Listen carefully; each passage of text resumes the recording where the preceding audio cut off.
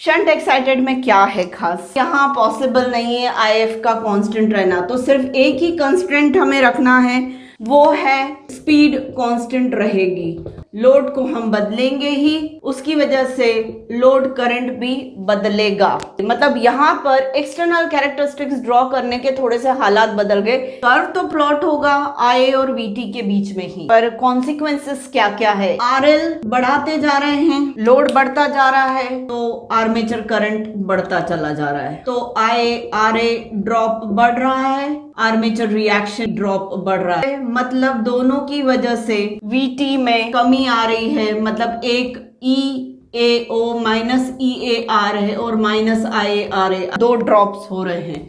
अब जैसे ही VT कम हुआ, यहां पर VT जो है वो किसके अक्रॉस का वोल्टेज है? RSH फील्ड वाइंडिंग के अक्रॉस का भी वोल्टेज है, क्योंकि ये शंट जनरेटर है। शंट जनरेटर है तो फील्ड वाइंडिंग आर्मेचर के साथ शंट में रहेगी। तो आप देख सकते हैं कि ISH जो है वो VT डिवाइडेड बाय RSH है, और यही आपका क्या है? फील्ड करंट भी है। तो जैसे ही VT कम हुआ तो ISH या फील्ड करंट भी कम हो गया।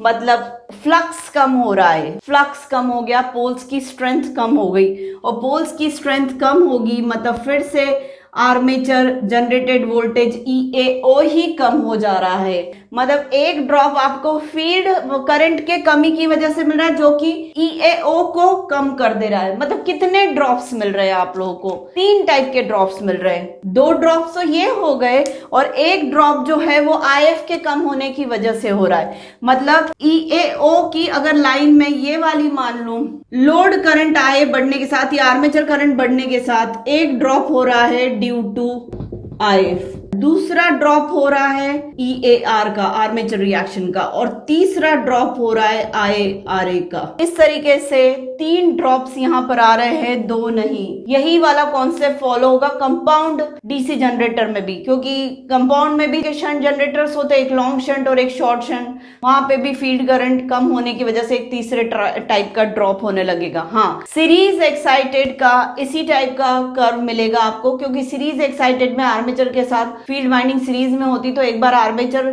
सर्किट सीरीज में पूरा है, पूरा फिक्स हो गया, हम सिर्फ लोड रेजिस्टेंस को कम कर रहे हैं। एज सच सीरीज वाइंडिंग में फील्ड करंट अपना खुद से कम नहीं हो रहा है, आर्मेचर करंट कम होता है तो फील्ड करंट कम होता है, बस। तो ये वाला कर्व आप समझ सकते हैं, सेपरेटली एक्साइटेड और सीरीज एक्साइटेड के लिए हो सकता है, और ये वाला कर्व है शंट एक्साइटेड के लिए और कंपाउंड डीसी जनरेटर के लिए।